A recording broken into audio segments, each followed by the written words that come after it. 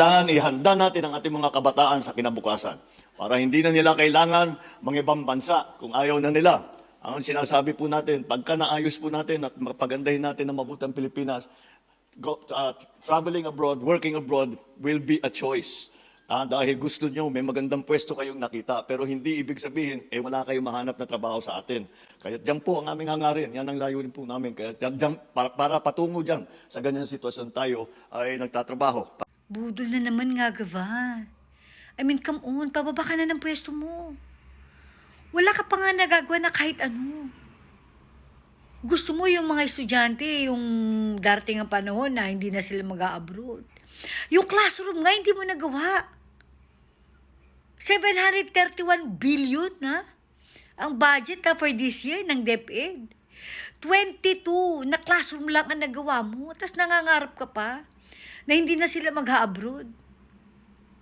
Yung flood control nga hindi mo marisolbahan. Di ba sabi mo, alam mo naman kung sino yung mga makukulong, pero dahan-dahan lang. Kasi alam mo, ikaw yun Ikaw yung makukulong. Kaya gusto mo dahan-dahan lang. Dahil kailangan maremedyohan na hindi umabot sa doorstep mo. Diba?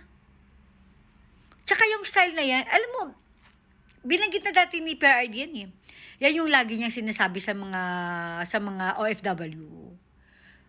Talaga nagsusumikap si PRD before para yung mga OFW natin hindi na kailangan iwanan ang kanilang mga pamilya dahil sa Pilipinas pa lang meron ng trabaho o meron ng maayos sa pamumuhay para sa mga Pilipino.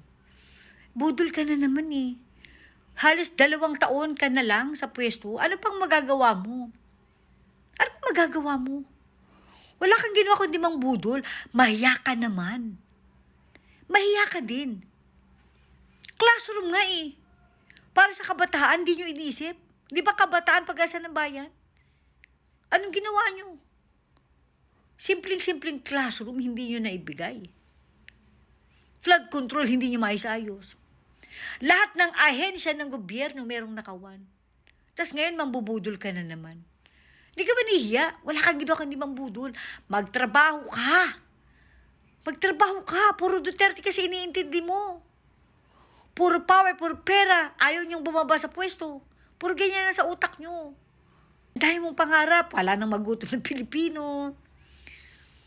Di ba, yung Pilipino makalakad na daw ng may dangal at may gulay. Nakakaloka. Ngayon naman, para hindi na mag-abroad ang mga kabataan, gawan mo muna sila ng classroom. Pwede pa?